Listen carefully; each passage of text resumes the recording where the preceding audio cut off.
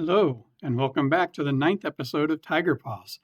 Before I get into the board meeting for this month, I want to first talk about something that's very exciting that's been announced, and that is Anderson State Bank has donated $150,000 to the RPSF's endowment fund. The endowment fund is a fund that continues to provide a revenue source for the foundation. It's money they can't actually touch, but they can get the interest off of that money. So this is a gift from Anderson's that will continue to keep giving throughout all of time. The RPSF has also now set a goal of raising $1.5 million in their endowment fund. That amount would provide them the amount that they raise at the auction every single year. They're still planning to continue to have the auction, even if they were to raise that $1.5 million. But in getting to the 1.5 million in their endowment fund ensures that they are able to continue supporting the district at the same level that they have been supporting us. So this donation from Anderson State Bank is 10% of that amount, and so that's a very exciting time.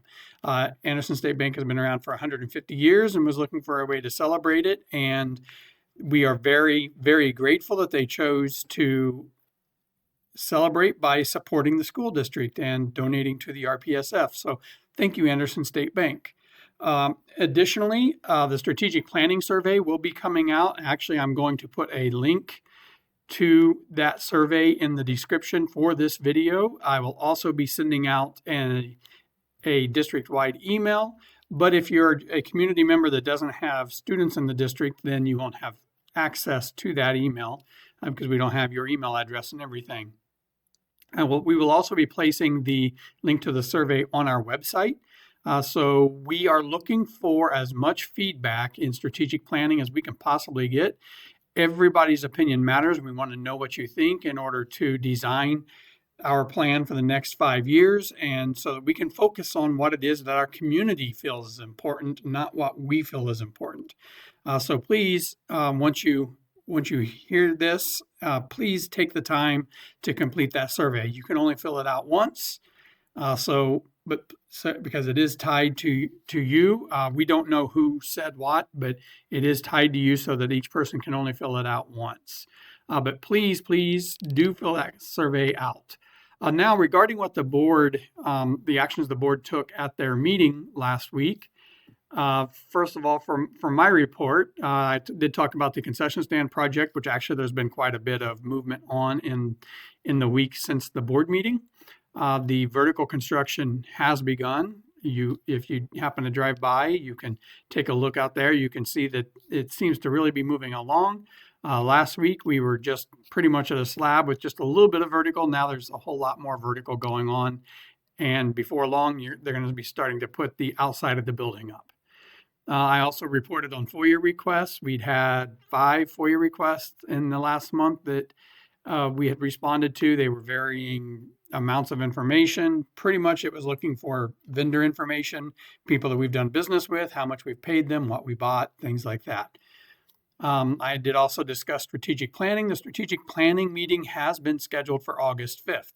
Again, if you are interested in participating in strategic scheduling, please send me an email. I will put you on the list. Again, we want voices from all areas of the community. Whether you have children in the district or not, your voice still matters. If you have children in the district, we definitely also still want to hear from you. As far as the actions taken by the board did look at and approve handbook changes to the building handbooks. One thing that does impact everybody is the price of milk for next year will be going up by 50 cents, up to 50 cents, not by 50 cents, sorry. So it will be going up to 50 cents, so raising by 10 cents for next year. We had to do that after the milk bids came in and we saw what the milk was going to cost. A couple of items of note also in the junior high school handbook. Backpacks will be required to be kept in lockers. They will not be able to be carried through the building by students throughout the day, and also outside drinks will not be allowed. Those changes are all in the handbooks and will be shared during registration. The board did approve early graduation for one additional student for next year. They approved the milk bids. We had one company bid, and that was Inyart.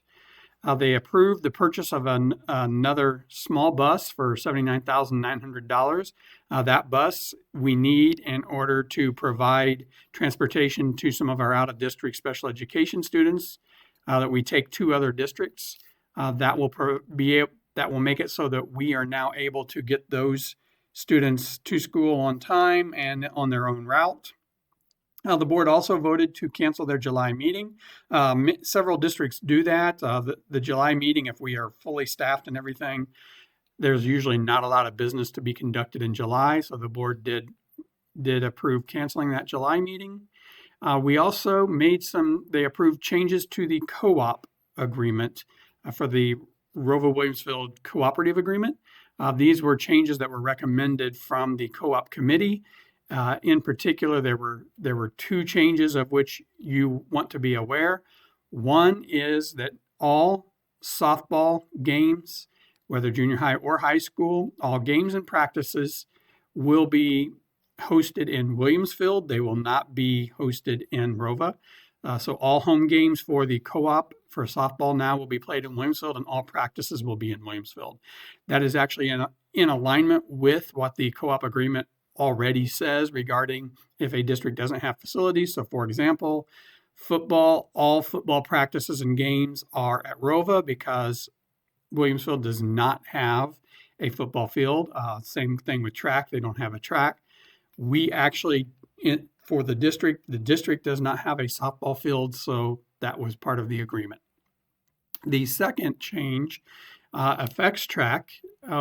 Due to the large number of junior high students that we had in track this year, there were around 80 students for 6th through 8th.